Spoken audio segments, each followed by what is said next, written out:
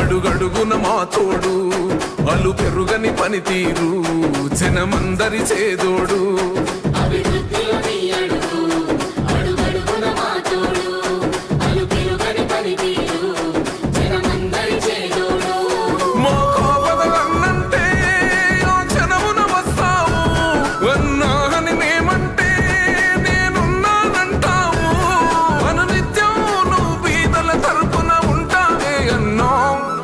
బస్తీల భారం మోసే మా నెత్తుటి బంధం వే మా గుండెల బాధను తీర్చే మా నేస్తం నువ్వేలే మా కన్నుల తడినే తొడిసే ఓ చల్లని నీ చేయే మా వెన్నుకు బలమై నిలిచే నీ గుండెకు సలాములే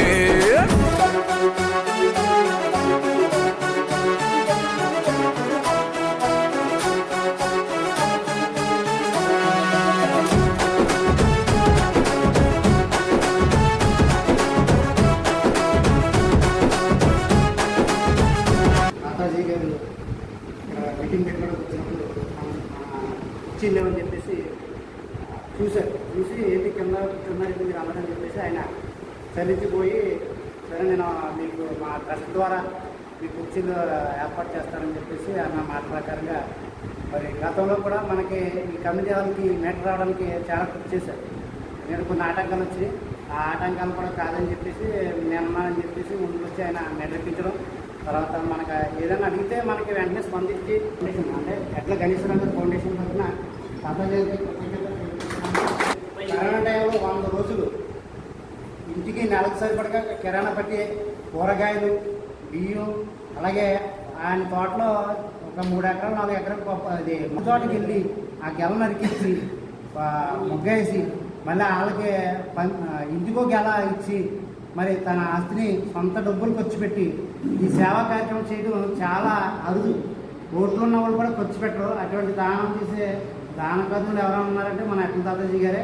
ఎన్నో సేవ కరోనా టైంలో చనిపోయే వాళ్ళు కూడా బతికించాడు ఆయన. ఫోన్ చేస్తే అర్ధరాత్రి కూడా మనకి స్పందించి మన లేబర్ కోసం చాలా ఎక్కువ తప్పించేవారు ఎవరైనా ఉంటే మన అట్ల తాతాజీ గారు.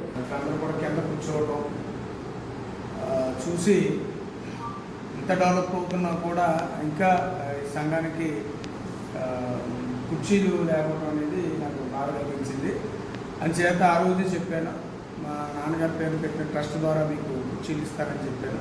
ఆ మాట ప్రకారం ఈ రోజున కుర్చీలు తీసుకురావడం జరిగింది.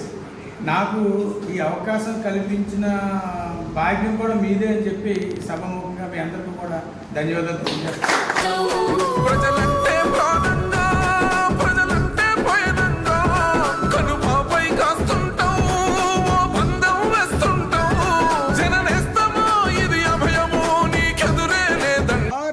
అంబేద్కర్ జై భీమ్, జై భీమ్. జన బాధలు తీర్చగా నడిసే జన బిడ్డవు నువ్వన్నా.